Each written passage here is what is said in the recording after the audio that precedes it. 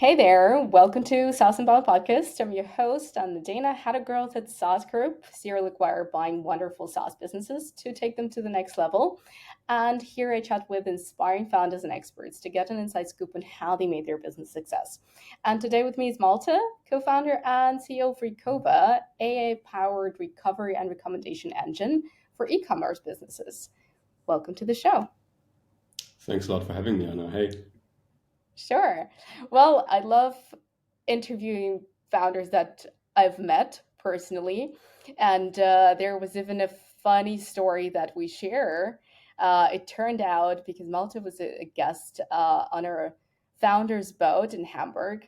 And it turned out we studied in Beijing in the same year and maybe even uh, partied in the same bars. yeah, So, could have been, yeah, right?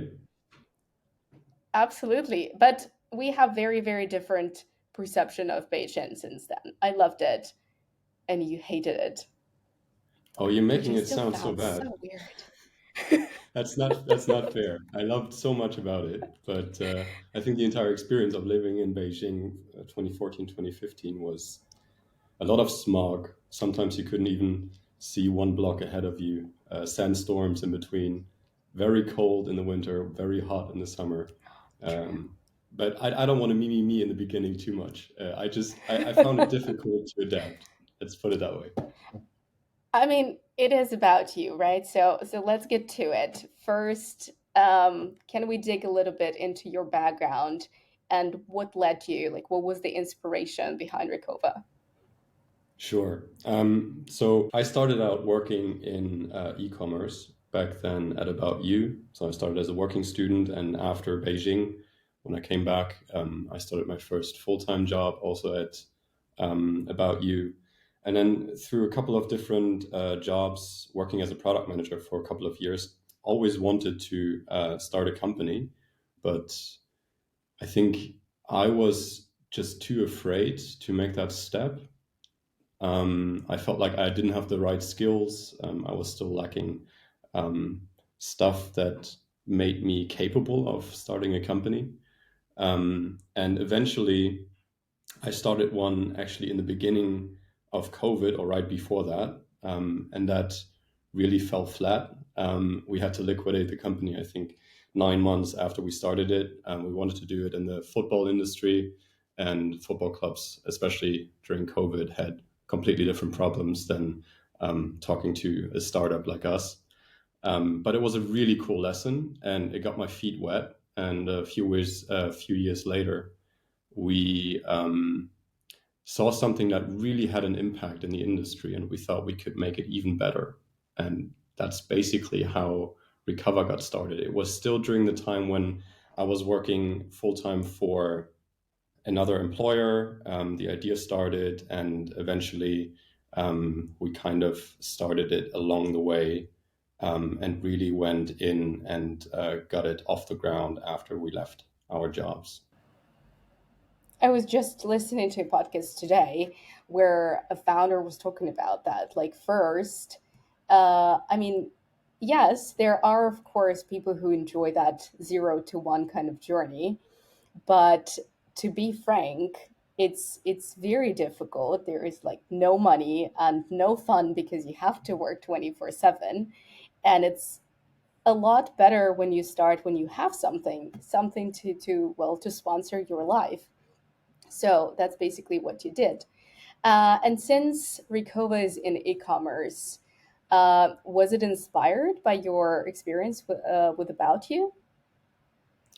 No, About You has been almost 10 years ago. It makes me sound old every time I think about it or talk about it. But no, it wasn't really inspired by it, but definitely helped having been in the industry and having seen what possibilities are there in order to improve the conversion rates, the CTRs, how e commerce works internally, how the departments are set up. All of these things helped eventually to get a feeling for how to best sell, how to set it up, what kind of approach to take with go to market and stuff like that. Okay, so what is the biggest problem that Recova is solving right now? So we started out with one very niche problem, and that was trying to recover visitors who are about to leave the shop.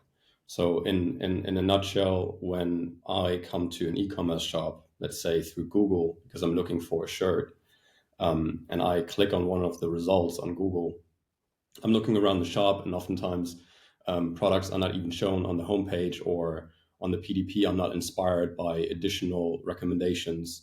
I end up clicking back to my initial search, and before I actually land on Google again, we are intercepting customers or visitors to the shop and show them a performance optimized template with recommendations. And if you are inspired, you are clicking back to the shop and eventually, hopefully, buy something that inspires you or that you find good. That's basically the niche. So we are reducing the bounce rate of visitors coming to the e-commerce shop by showing them the most relevant products, even though they might have a very small customer journey up until this point. That's how we started out. So very niche, very specific to one single problem that an e-commerce shop is currently facing, especially with increased ad spend.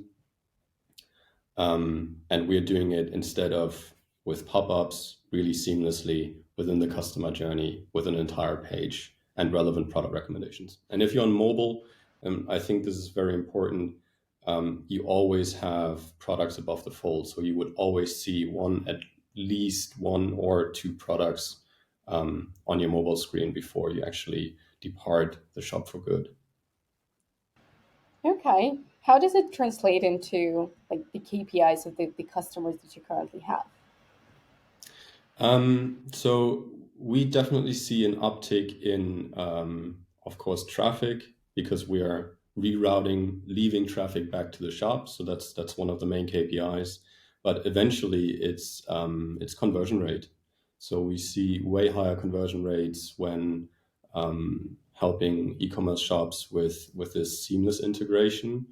Um, and we can actually track this quite well. We oftentimes use affiliate networks as partners to work together with, but we also integrate with our custom dashboard, and we can always see an increase in conversion rate towards the end. So our main KPI, also the one that we communicate to our customers, is how much visitor recovery revenue we're basically bringing them. So leaving visitor revenue is what we call it.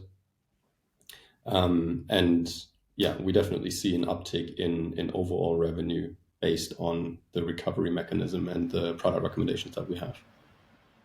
Okay. So could you tell me a little bit about the customers, right? Because as far as I understand, like smaller, like really small shops maybe not don't benefit as much from you guys, but like someone like Amazon could, right? So how did you determine who you're going after and who you're leaving behind? Yeah, this is a good question, and it's definitely a little bit of trial and error. So in the beginning, there were there was no discrimination of what kind of ICP we would go after. In the beginning, we just tried everything and hoped that something landed. It did quite fast. We had a good eye on how much it costs us to create the recovery pages, to create the product recommendations, um, and our server costs overall, and how much it cost us to sell the product. So everything from outreach, the investment of time, and everything around it. So we knew the minimum amount of revenue we needed to make in order to be profitable, and that was our benchmark for this kind of customer we should go after. And we went, or we wanted to help customers, especially in the small and medium enterprise area. It ended up being a little bit different because, as you rightfully say, smaller customers didn't really fit that mold where we could cover our costs and return a profit for ourselves as well and keep growing profitably. So we ended up with an ICP where we looked at bouncing rates, visitors per month. Those are all informations that you have readily available on the internet. They might not be super accurate, I know that, but it gives you an indication of well, about the amount of bouncing visitors per month, basically. And over time, we added additional information to this in order to be even more accurate in our prediction of how much revenue we might be able to make for our customers. Subsequently, also how much money we could make with that respective customer. So I haven't really shared the business model that's behind it. We use CPO-based business model, which is cost per order. It's the typical affiliate marketing KPI. And we're doing it because it's the easiest buyer journey, so to speak. Because if we were to use a subscription-based model, which we also do, it's not the only one, but the CPO-based one is the one that we started with. We make it as easy as possible. So what we do, so the buyer journey looks a little bit different, maybe than you would imagine. So we start out reaching out to our customers, and with a communication of this is how much revenue we think you would be able to make with our solution in a year. And you don't have to worry about anything except for integrating our JavaScript tag. But you don't have any risk when it comes to the performance of our tool. That's the risk that we take up front. So we create the recovery page, we set up the recommendations, the product feed, of course, that we need for it. And only if our solution actually returns a profit for our customers are we able to make and generate revenue ourselves. And that's the CPO model that really helped us to de-risk the buyer decision and take that risk up front. We were able to do that maybe also because we are bootstrapped, but I think it shouldn't hinder you doing it if you weren't. But we try to make it as simple as possible for the buyer to try our solution and see for themselves whether or not it works for them. That was a Makes long way sense. around when asking for ICP.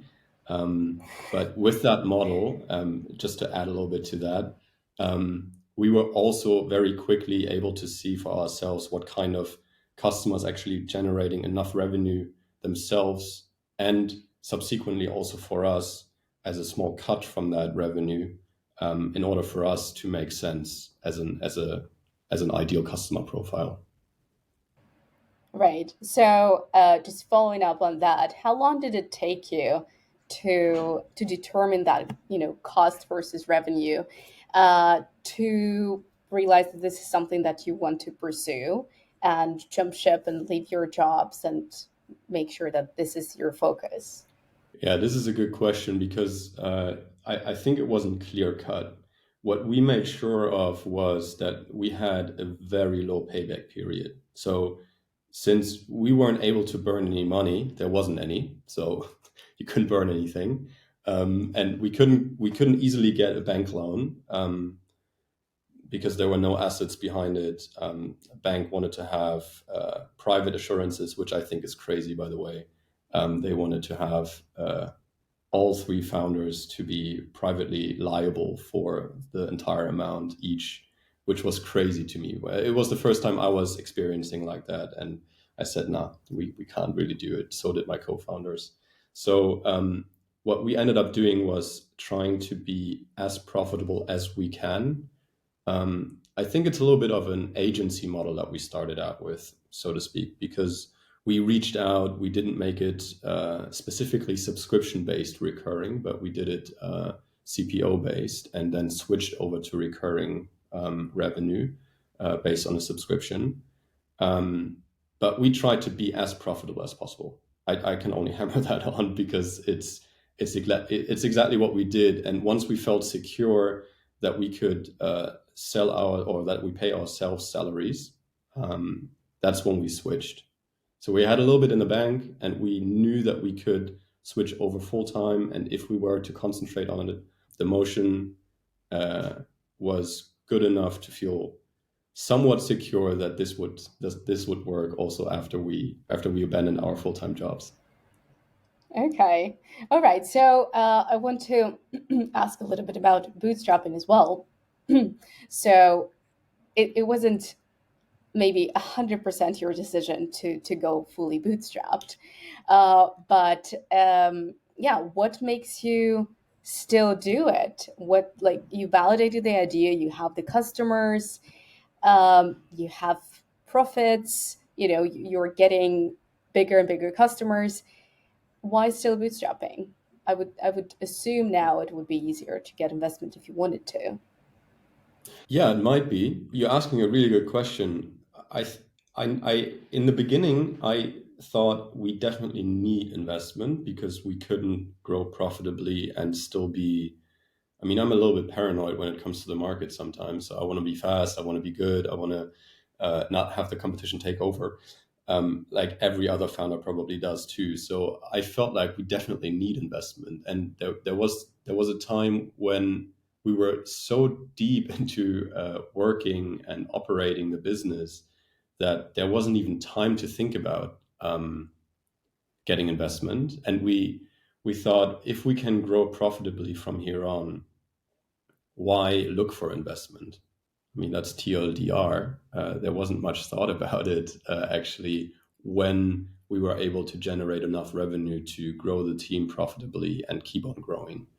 Um, there's now a time again thinking about new products and trying to establish a bigger foothold and trying to offer products to the market beyond only the recovery page and visitor recovery overall. And it remains to be seen whether or not we can keep on growing without any external investment. But at this point now, almost 2 years after the company started, I'm not sure whether or not we still need it. Fingers crossed. I mean, it would be nice to continue without investment, um, Right? but it could also be super exciting to have investment. So I'm not either or.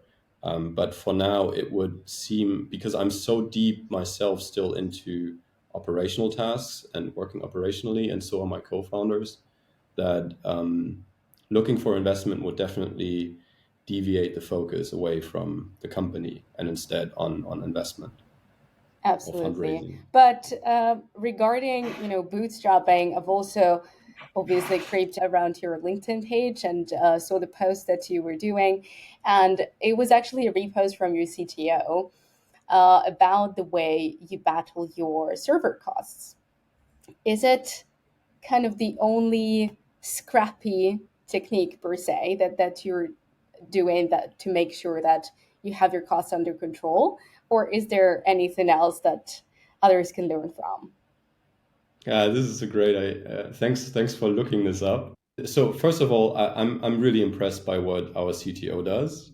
Sergey did a great job, and to be transparent here, what he did was he deployed MongoDB locally instead of using it otherwise. So it saved us a lot of costs. We do look out for costs quite a lot, trying to do most of the things ourselves, but we definitely see costs increase over time, and so do our payback costs, of course, or payback period as well.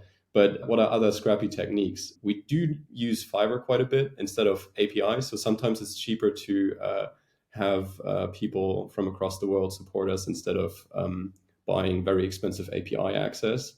That's one option. I can tell you a little bit more about that. But what Please else? do.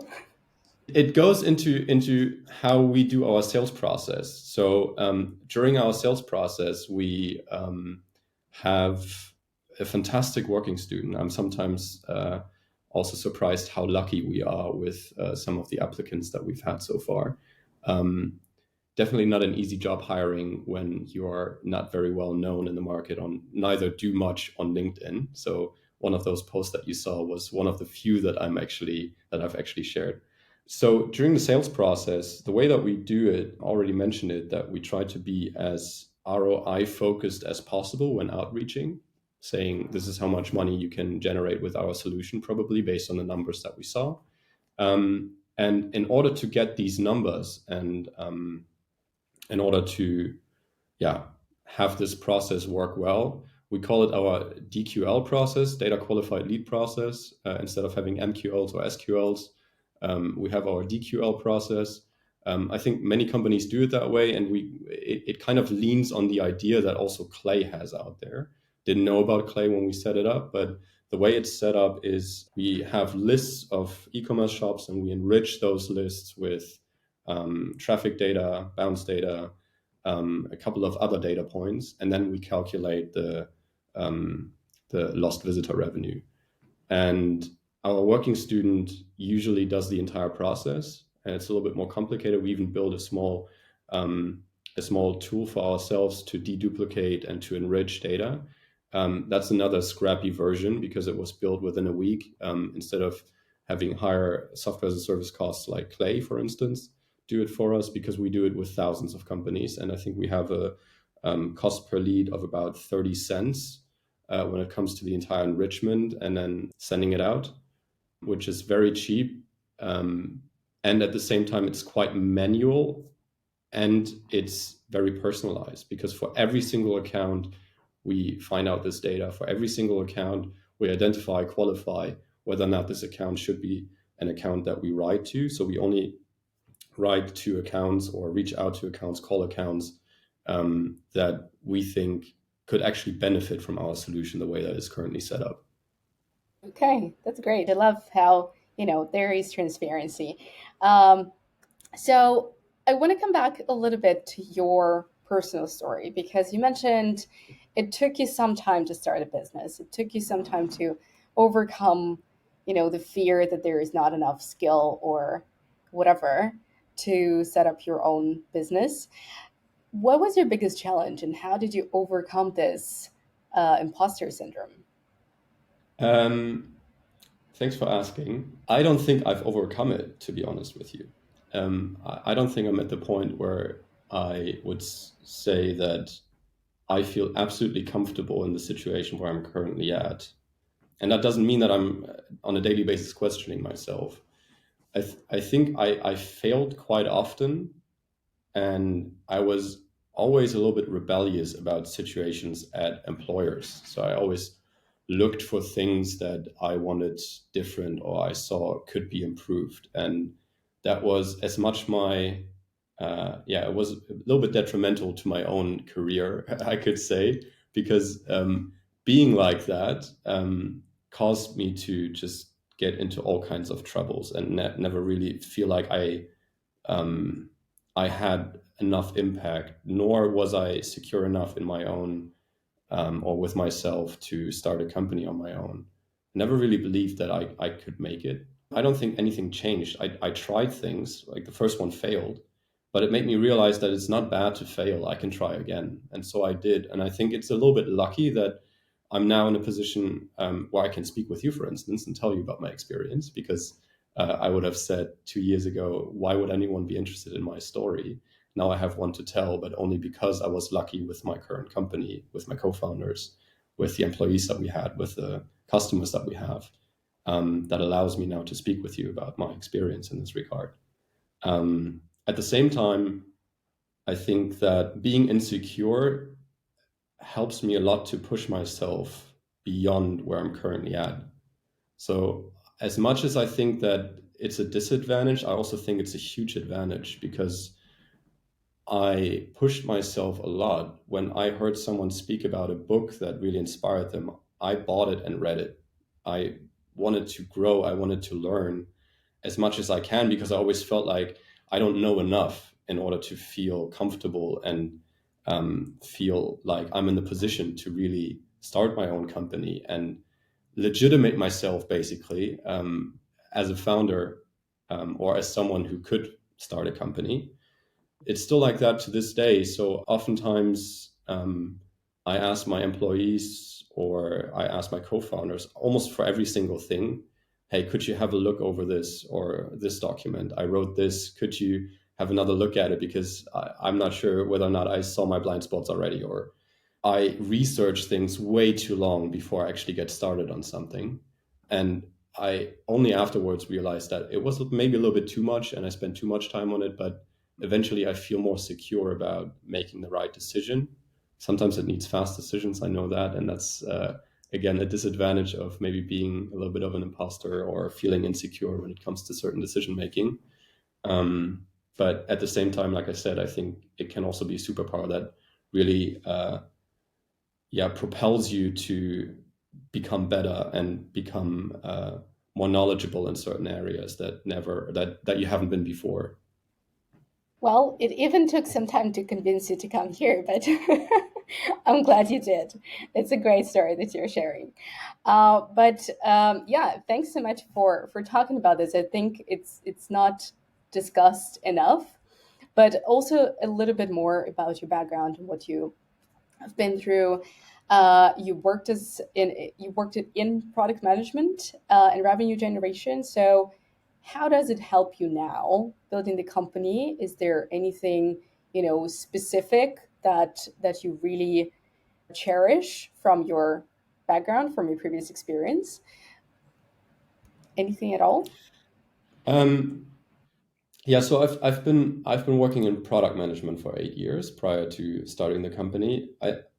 I think one thing that it taught me was switching between big picture and small picture. So every single day as a product manager, you usually have to think about your product roadmap, which is somewhat from 3 to 12 months ahead. Then at the same time, you are talking about small little tickets or details about the product that you're building. And you need to really switch in between these two high level and really detailed level perspectives.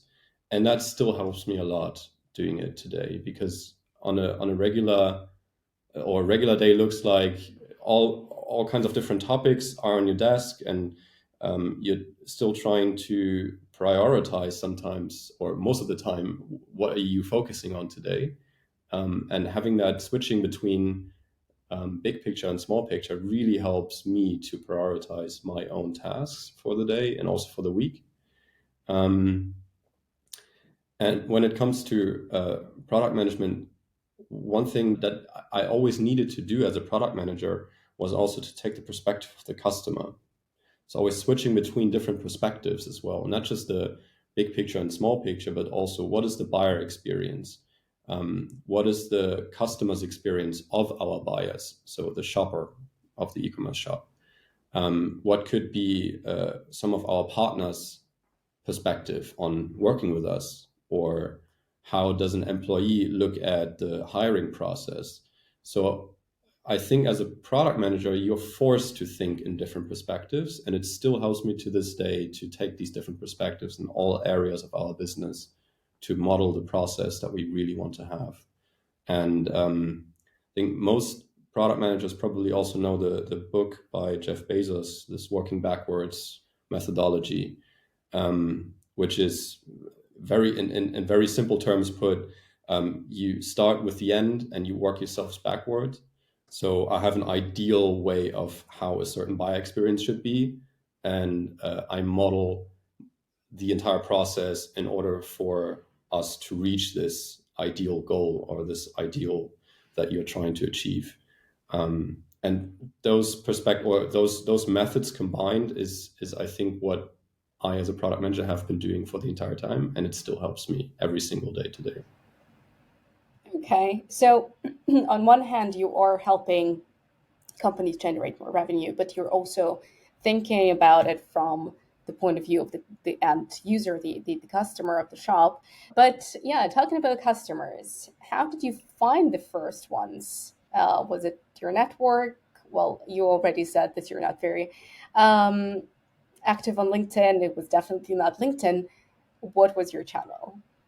Um, we used email and phone calls. So we did direct outreach, and we're still doing it. We're sales led. It started with working on affiliate networks, working through a little bit of our network, because especially in the beginning, we wanted to have alpha testers. Is it working for them? Do they see the value in it? And we quickly moved over to direct outreach. That's how we got our first customers. And it, still to this day, after 1.5, 2 years, we are doing, or biggest our biggest channel is still sales led, so direct outreach via email and phone calls with the information that I shared with you prior. But we also realized that, especially over time, and you might have asked a question about that as well, over time we saw um, email open rates decrease, interest in trying out new things is decreasing. When I talk to other founders, I hear the same thing. And we saw this too. So we tried to de-risk our go-to-market motion by offering our solution also to non-ICP customers. It's quite difficult to do that for us if it's sales-led. So what we are looking for is to create a Shopify app right now that can cater to smaller e-commerce shops, still offering the same solution, but for smaller tiers, basically, to have a product-led sales approach and then de-risking the go-to-market motion a little bit with that. Okay, and in the team, and I'm not sure, you still need to tell me how big the team is, but who owns that journey from, getting the leads and qualifying the leads and closing the deal? That's owned by our account executive. We have one account executive and an SDR and a working student. That's part of the sales team. Overall, we organize it as a revenue team. So we have marketing, customer success, and sales all together in a revenue team, trying to accomplish go to market together. But that only grew over time. So as we started with a sales-led motion, our focus was on sales and we had it all separated. But now that we are growing and we have additional people helping us out in those different areas, respectively, we combine it together as a revenue team. For now, it's 3 people doing the sales-led motion and CS and marketing helping and supporting, basically, with the different go-to-market motions now and also the sales-led motion. So supporting them with content, with other assets in order to make it easier for them to do the direct or sales-led motion. Okay, any plans to add any PLG to it? Um, yeah, for a new product, maybe, but it's not so easy to do only PLG. That's why we're doing PLS. There's a small difference, but we still believe in supporting our customers by talking to them directly, finding out what exactly they need and whether or not they're even ICP. Sometimes we also have customer requests that we just decline because it just doesn't make any sense to work together. Also, especially from their perspective, we could do something, but maybe they just have a few products. So some of the D2C brands that have less than, I don't know, 30 or 40 products, we could create a recovery page for them. But the magic usually lies in the recommendations on the recovery page. So really getting inspired by something that you haven't seen before that you, just ended up not really clicking on prior to your intent to leave the page, and then showing it to you and inspiring you to maybe browse around a little bit more. So Absolutely. in short, no, not for now. Okay. All right. So just a couple more questions. And, because you're AI powered and, it's all about AI, I cannot not ask you about this. And we've talked quite a bit about the way founders and teams price their AI products. And we've already established that you guys are doing something for your server cost. Um, Apart from that, how are you, making sure you're keeping the cost under, some cap, but also price your solution in a way that it makes sense for you? Yeah, so this is a good question. And since we started out with a CPO-based business model, we didn't really think about that for a long time because our compute costs were basically part of the revenue share that we got from our customers. There wasn't really anything that we put on top or that we added on top of it. Now we're getting to the point where we do ask ourselves, how can we better price it? But especially when it comes to the Shopify app, which is our product to de-risk our go-to-market motion, we wanted to enable customers first. So we looked at it again from what is a good buyer experience, what makes sense for them. So we modeled, for instance, our Shopify app based on the ROI return that they might have from the costs that they have for our app versus the benefits that they can receive from the respective tiers that they choose. We didn't look at compute costs there either. Now, we do want to offer at some point, and we already do. In fact, we have customers already for on-site recommendations, and we want to increase that. And there it becomes increasingly important to ask ourselves, how do we actually price compute? And I have no really good answer to you. Um, I we do know our overall costs, and we can break it down per customer. But to be quite honest with you, if you and we've as you already shared this post from Sergey, I'm lucky in the way that there is a very smart CTO on our side that knows how to reduce costs. And costs can spike very quickly if you start dabbling with AI. And even while we are experimenting with it right now, we're trying to reduce costs as much or keep costs low as much as possible. But I'm not sure whether or not we need to incorporate compute costs. Maybe we are going to do it based on requests per page, and have a base price, or so there's different ideas around how we could do it. But there's, again, that's my imposter. I thought about it a lot.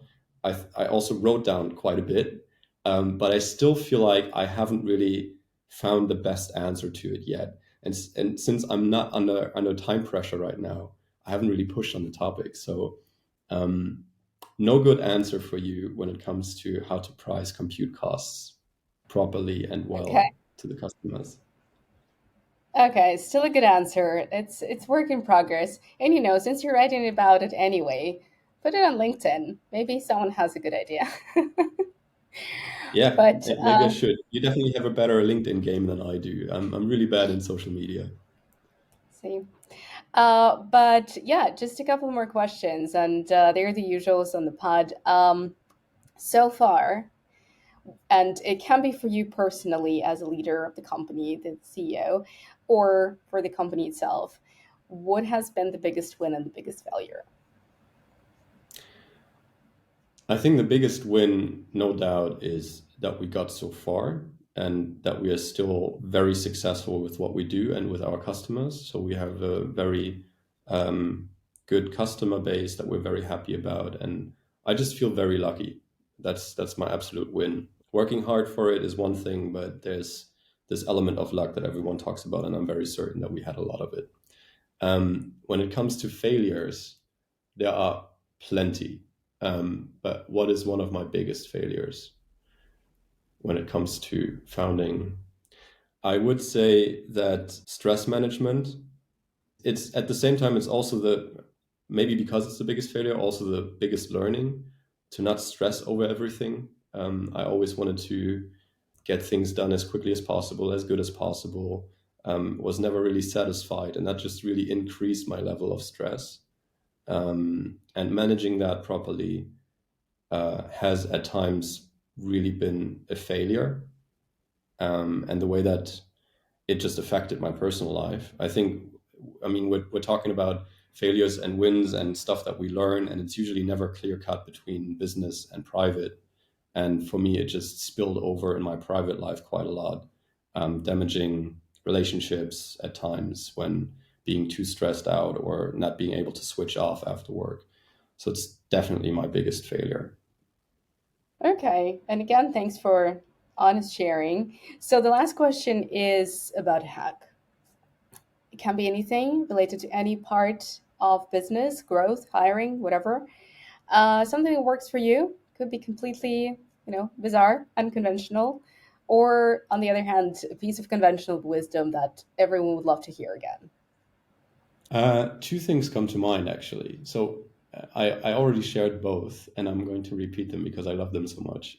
One thing is, if you can and you have a sales-led motion in some way, try and communicate ROI or somehow a benefit for the customers. Always tie it to something that is monetary. I think helps a lot. It makes my life so much easier as well when I know that some software provider could tell me this is how much this helps you in your or with your problems. So yeah, tying that to some specific monetary goal, super important and super helpful in my opinion. Um, and the other thing is working backwards. I actually learned this in my previous work experience, and I'm very very glad that I was taught this by my ex-boss. It's just such a fantastic system in order to find the best process towards your ideal goal of what you have. So I could really recommend writing things down, working backwards from your ideal in order to achieve what you really want to achieve. It makes everything so much clearer as well. It keeps it focused. You always know why and what you're doing. Yeah, that's something that we establish and cherish at Recover. Okay, thank you so much. Well, it's been great talking with you. I mean, you should definitely do more of this because there is a great story to share. So hopefully, we'll see more podcasts with you, Malte. But yeah, thanks for being here. It's been a great pleasure hosting you here, and hopefully, we'll do it again sometime. Thanks, Anna. Yeah, would love to. Sure, anytime, and take care.